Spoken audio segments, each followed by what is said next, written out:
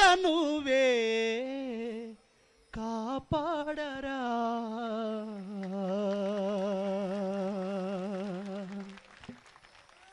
సాయి చంద్కు వందనాలు, కృతజ్ఞతలు. ఇప్పుడు తెలంగాణ సాధన సమితి అధినాయకులు ఎమ్మెల్సీగా దిలీప్ గారు మాట్లాడే ముందు ఒక్క నిమిషం మన కర్ణాటి వెంకటేశం గారు 2 తీర్మానాలు ప్రవేశపెడతారు. తర్వాత మన ప్రభాకర్ గారు మాట్లాడతారు. తర్వాత బాపూజీ గారు మాట్లాడతారు. దీంతో 15 నిమిషాల్లో సభ ముగుస్తుంది. దయచేసి సహకరించాలని కోరుతున్నాను. సభాధ్యక్షులు యాదగిరి గారు, ప్రధానంగా వేదిక మీద ఉన్నటువంటి పెద్దలు, ఈరోజు చేనేత పరిశ్రమ తీవ్రమైనటువంటి సంక్షోభానికి గురైంది. మన వాళ్ళందరూ కూడా చేనేత వృత్తిని వదిలి మరి ఈరోజు ఉపాధి హామీ కూలీలకు వెళ్ళేటువంటి స్థాయికి ఈరోజు చేనేత పరిశ్రమ దిగజారిపోయినటువంటి పరిస్థితుల్లో చాలామంది తెలంగాణ ప్రాంతంలో ఇప్పటికే అనేక మంది ఆత్మహత్యలు మరి చేసుకున్నటువంటి సందర్భాలు ఉన్నాయి. మరి 2009-10లో మరి ప్రభుత్వం 312 కోట్లు చేనేత సహకార సంఘాలకు, అదేవిధంగా సహకారేతర రంగంలో ఉన్నటువంటి చేనేత కార్మికులందరికీ కూడా తీసుకున్నటువంటి అప్పులన్నీ కూడా మాఫీ చేస్తామని బడ్జెట్లో పెట్టినారు.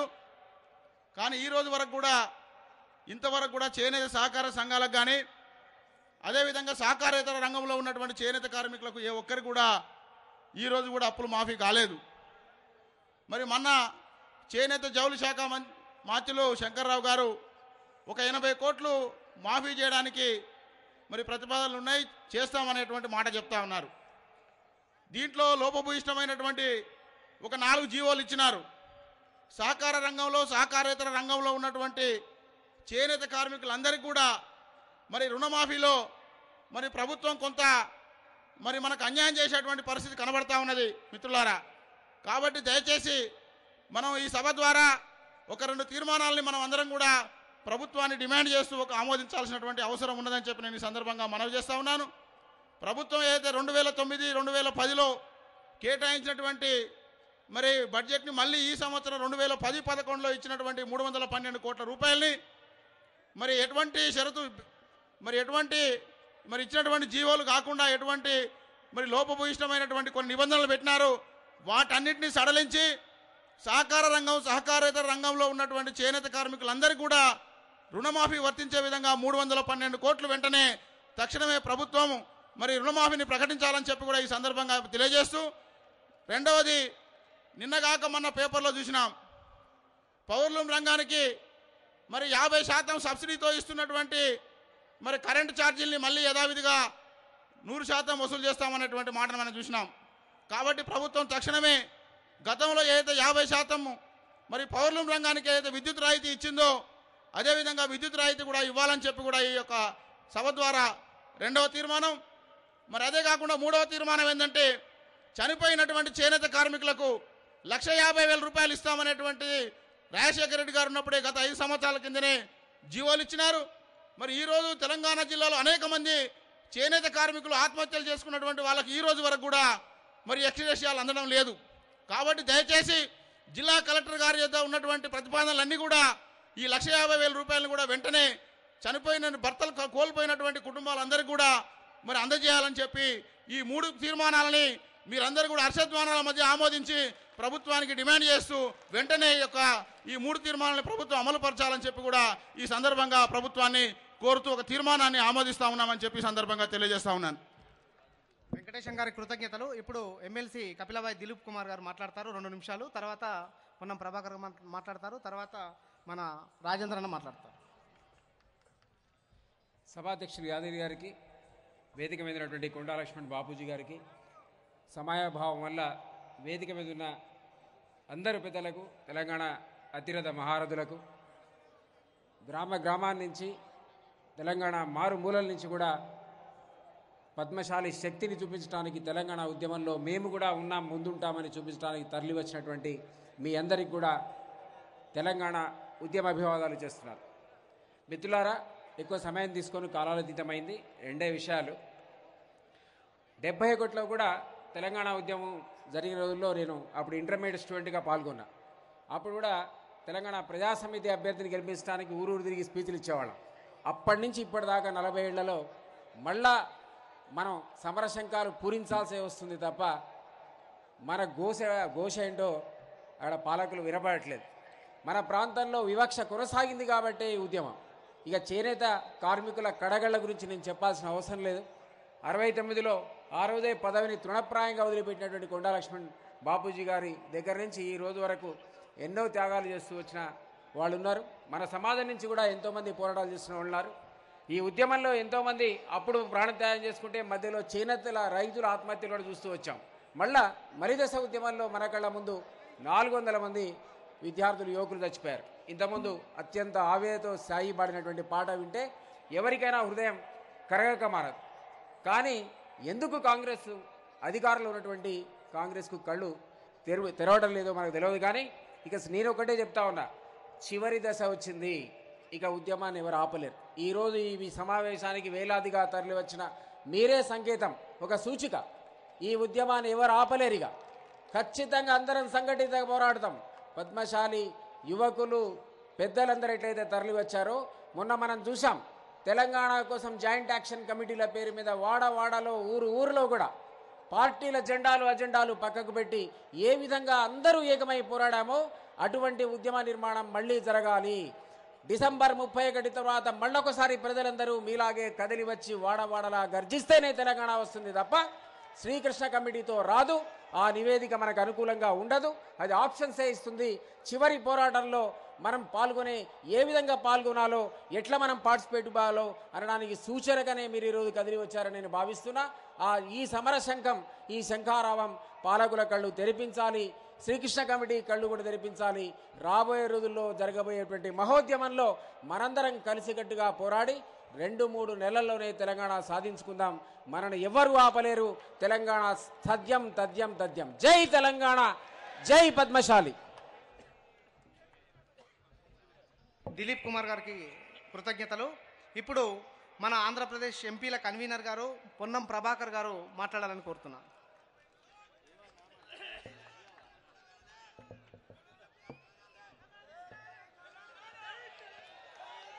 ఈరోజు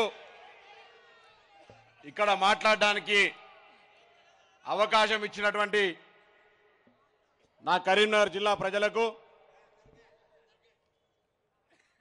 ముఖ్యంగా గీతా కార్మికులతో పాటు గీతా నేతగా కలిసి ఉన్నటువంటి నా జిల్లా నేత కార్మికులందరూ కూడా హృదయపూర్వకంగా ధన్యవాదాలు తెలియజేస్తూ, రాజకీయంగా ఒక యువకుడిగా గతం లోపల ఎన్నడూ కూడా వాగ్దానం చేసి ఏదో ఆ వాగ్దానాన్ని నిలబెట్టుకోకుండా ఉండేటువంటి ఒక పరిస్థితుల్లో లేకుండా యువకుడిగా ఈరోజు ఈ అవకాశం తీసుకొని మాట్లాడుతూ ఉన్నాను.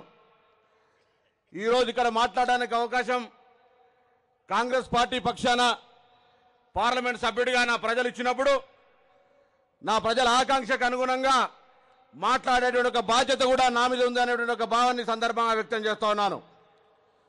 తెలంగాణ సాధనకు సంబంధించి ఒక విద్యార్థి నాయకుడిగా, రైతుకు సంబంధించినటువంటి ఒక వ్యవస్థకు నాయకుడిగా ఉండి ఈరోజు కరీంనగర్ లాంటి ఒక పార్లమెంట్ స్థానం నుండి ప్రాతినిధ్యం వహించేటువంటి దాదాపు 18 నెలల కాల సమయంలో సంవత్సరంన్నర కాలంగా నడుస్తున్నటువంటి తెలంగాణ ఉద్యమంలో నా ప్రజలను నన్ను గౌరవించి ఎత్తుకుని మా నాయకుడు ఎక్కడ కూడా తెలంగాణకు సంబంధించినటువంటి అంశం లోపల వెనకడుగు వేయలేదు అనేటువంటి ఒక విధంగా మాట్లాడే ఒక ప్రయత్నం చేస్తున్నానని మాట కూడా ఈ సందర్భంగా మనం చేస్తా ఉన్నాను. ఈరోజు తెలంగాణకు సంబంధించినటువంటి కాంగ్రెస్ పార్లమెంటు సభ్యులందరం కూడా మా అధిష్టానం వర్గంకు సంబంధించినటువంటి ఆలోచన విధానాన్ని ప్రభావితం చేసేటువంటి ఒక ప్రయత్నం లోపల పార్టీకి సంబంధించినటువంటి పెద్ద నాయకులందరినీ కూడా తెలంగాణకు సానుకూలంగా తీసుకొచ్చేటువంటి దిశ లోపల మా కార్యక్రమం కొనసాగుతుందనే మాట కూడా ఈ సందర్భంగా మనం చేస్తా ఉన్నాను. తెలంగాణ సాధనలో రాజకీయ పార్టీలు అవసరం లేదు. అందరం కూడా వేదిక మీద ఉన్నటువంటి రాజకీయ పార్టీలు కానీ తెలంగాణ ప్రాంతంలో ఉన్నటువంటి ప్రతి రాజకీయ అతీతంగా, కుల మతాలకు అతీతంగా అందరూ కూడా తెలంగాణ కోరుకుంటుంటే ఈరోజు మనం ఎందుకు ఊహించుకుంటున్నామో నాకు తెలియదు. కానీ శ్రీకృష్ణ కమిటీ తెలంగాణకు వ్యతిరేకంగా నివేదిక ఇస్తానని చెప్తానే ఉన్నా. ముందే నాకు తెలిసి శ్రీకృష్ణ కమిటీ ఎట్టి పరిస్థితుల్లో తెలంగాణకు వ్యతిరేకంగా ఇవ్వదు. కానీ శ్రీకృష్ణ కమిటీకి సంబంధించి కూడా పరిమితులు అది మళ్ళీ ప్రభుత్వం నిర్ణయం చేయాలి కాబట్టి ఆ బాధ్యత మా మీద ఉన్నది కాబట్టి ఆ బాధ్యత నిర్వహించే సమయం లోపల వేదిక మీద ఉన్నటువంటి రాజకీయ పార్టీలన్నీ కూడా బాధ్యత మా ముందుంచి కేశవరావు గారు ఉన్నారు, పెద్ద పెద్ద నాయకులు ఉన్నారు కాంగ్రెస్ పార్టీకి సంబంధించి ఈరోజు తప్పకుండా బాధ్యతలు ఉంచండి, తేకపోతే జిమ్మేదారు చేయండి. కానీ తీసుకొస్తేనేమో వేరే నాయకులు, తీసుకురాకపోతే కాంగ్రెస్ దోషి అనేటువంటి ప్రయత్నం చేస్తే న్యాయం కాదు అనే మాట కూడా ఈ సందర్భంగా చెప్తా ఉన్నాను. ఇదే veteran senior citizen of Telangana అని చెప్పినటువంటి పరిస్థితుల్లో వారి ఈ సందర్భంగా నా హృదయపూర్వకంగా నమస్కారాలు చేస్తా ఉన్నాను. ఈరోజు వేదిక మీద ఉన్నటువంటి పెద్దలు ఎవరైనా కూడా ఏ రాజకీయ పార్టీకి సంబంధించిన వాళ్ళైనా తెలంగాణ కావాలనేటువంటి పరిస్థితుల్లో రాజకీయ పార్టీలకు ఉన్నటువంటి అవాంతరాల్ని తొలగించుకునేటువంటి ఒక ప్రయత్నం లోపల సంఘీభావాన్ని ఇవ్వండి, మమ్మల్ని నైతికంగా బలపరిచేటువంటి ఒక ప్రయత్నం చేయండి, మా పార్టీ బాధ్యతను ఉంచండి. తీసుకొని రాకపోతే అంతే నైతిక బాధ్యతను వహించేటువంటి మా పార్టీ మమ్మల్ని అడుగుతా ఉంది. ఈరోజు 11 మంది పార్లమెంట్ సభ్యులం పోయి మా నాయకుల దగ్గరకు పోతే రేపొద్దున తెలంగాణ ఇచ్చిన తర్వాత తెలంగాణలో కాంగ్రెస్ పార్టీ పరిస్థితి ఏందని అడిగితే బాధ్యత మా క్రెడిట్ రావాల్సినటువంటి అవసరం ఉందా లేదా అని మిమ్మల్ని అడుగుతానన్న మాట సందర్భంగా మనం చెప్తున్నా. ఆ విధంగా మా ప్రయత్నాన్ని చేయుతనిచ్చేటువంటి ప్రయత్నం చేయండి.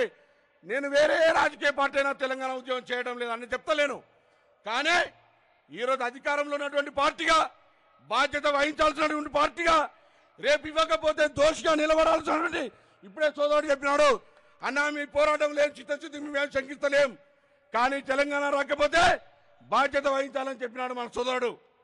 ఆ విధంగా బాధ్యత వహించాలని సిద్ధంగా ఉన్నప్పుడు ఆ గుండె ధైర్యం మా దగ్గర ఉన్నప్పుడు తెచ్చిన తర్వాత కూడా క్రెడిట్ నాకు రావాలని ఆశ ఉంటే తప్ప అని అడుగుతా ఉన్నా. ఆ విధంగా మా ప్రయత్నం చేస్తూ ఉన్నాం, తప్పకుండా అది తీసుకొని పోతామనేటువంటి మాట కూడా ఈ సందర్భంగా మనం చేస్తూ ఈరోజు కులానికి సంబంధించి, మతానికి సంబంధించి, ప్రాంతానికి సంబంధించి ఎవరైనా ఏ రాజకీయ పార్టీ అయినా ఉద్యమాన్ని తాత్కాలికంగా అణచగలుగుతారు కావచ్చు, కానీ ఎప్పుడు కూడా నివురుగప్పిన నిప్పే తెలంగాణ సాధించేంత వరకు పోరాటం కొనసాగుతూనే ఉంటుంది. కాంగ్రెస్ పార్టీలో ఉన్నా లేకున్నా తెలంగాణ సాధన అనేటువంటిది ప్రాథమిక కర్తవ్యంగా ముందుకు పోతామనేటువంటి మాటను వేదిక మీద మాట్లాడడానికే కాదు, ఆచరణలో అవకాశం వస్తే ఏ వేదికనైనా ఉపయోగించుకొని తెలంగాణకు సంబంధించిన గొంతును వినిపించే ప్రయత్నం చేస్తా ఉన్నాను. అది మీ అందరి ఆశీర్వాదంతో కరీంనగర్ లాంటి నియోజకవర్గానికి ప్రాతినిధ్యం వహిస్తూ తప్పకుండా నా బాధ్యత నిర్వహించే విషయం లోపల ఎక్కడ కూడా వెనుకడుగేనని ఆ విధమైనటువంటి ధైర్యం మార్కండేయ స్వామితో పాటు రేణుక ఎల్లవ్వ తల్లి మనకున్నబడేటువంటి వెనుకబడిన తరగతుల కులాల దేవతలు అన్ని కూడా ఇవ్వాలని సందర్భంగా మరొక్కసారి కోరుకుంటూ జై తెలంగాణ, జై తెలంగాణ, జై జై తెలంగాణ. పొన్నం ప్రభాకర్ గారికి కృతజ్ఞత తెలియజేస్తూ ఇక్కడ ఈటల రాజేంద్ర అన్న మాట్లాడాల్సి ఉంది. టీఆర్ఎస్ శాసనసభాపక్ష నేత అన్న మాట్లాడే ముందు ఒక విషయం, టీఆర్ఎస్ అధినాయకత్వానికి ఈ వేదిక నుంచి మేము ఒక మెసేజ్ ఇవ్వదలుచుకున్నాము. అన్నగారు ఇక్కడ తెలంగాణ ఉద్యమంలో బాపూజీ నుంచి, నరేంద్ర భాయ్ సాబ్ నుంచి, తర్వాత 2-3 సార్లు ఎల్ రమణన్న కరీంనగర్లో, విఠలరావు గారు మొన్న, తర్వాత మహబూబ్ నగర్లో, చాగాల నరేంద్ర మెదక్లో, సిరిసిల్లలో మా పద్మశాలి సోదరులు కాంగ్రెస్ నుంచి, పీఆర్పీ నుంచి బీఫాములు తెచ్చుకున్న సందర్భం ఉంది. అంటే తెలంగాణ ఉద్యమంలో ఇది ఒక త్యాగం అని మేము ఈ వేదిక నుంచి మేము ప్రకటిస్తున్నాము. ఈ తెలంగాణ ఉద్యమంలో ఎక్కువగా త్యాగం చేసింది బాపూజీ నుంచి, నరేంద్ర భాయ్ సాబ్ నుంచి మొదలు పెట్టుకుంటే ఓడిపోయినాం. తెలంగాణ వాదాన్ని గెలిపించడం కోసం కరీంనగర్లో పద్మశాలి తలుచుకుంటే ఏ అభ్యర్థి అయినా ఓడిపోవాల్సిందే, కానీ తెలంగాణ వాదం గెలవాలి, కేసీఆర్ గెలిచి తెలంగాణ నిలబెట్టాలని మేము భావించినాం. మొన్న విఠలరావు గారి మీద కూడా మేము ఏ క్షణంలో ఒక్క ఓటుతోనైనా కేసీఆర్ గెలవాలనే ఒక త్యాగం ఉంది మాకు. అది ఒక త్యాగంగా గుర్తించి రాబోయే ఉద్యమ కాలంలో పద్మశాలీలను గుర్తించాల్సిన బాధ్యత ఉందని ఈ వేదిక నుంచి మేము ఒక సందేశాన్ని మీ అధినాయకత్వానికి పంపిస్తున్నాము. దయచేసి గమనించాలని కోరుతూ బడుగు బలహీన వర్గాల నాయకుడు శాసనసభాపక్ష నేత ఈటల రాజేంద్ర గారు మాట్లాడాలని కోరుతున్నాను.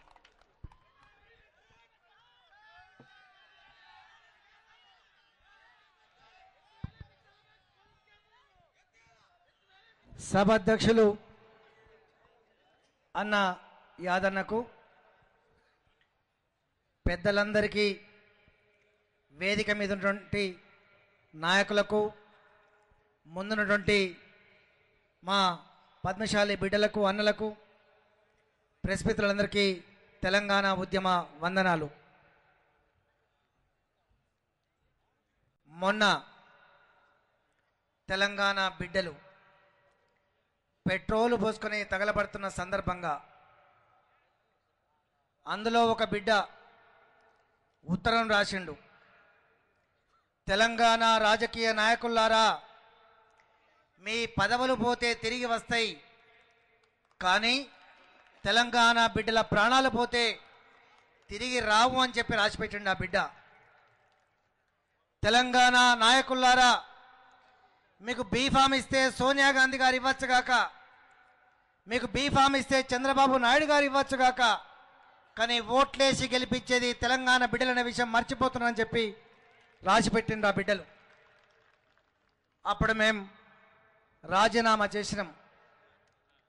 రాజీనామా చేసినప్పుడు తెలంగాణ యావత్ ప్రజానికం ఏమనుకుంటున్నారు, ఏ కులం ఎటువైపు ఉందని చెప్పి సర్వే చేయిస్తే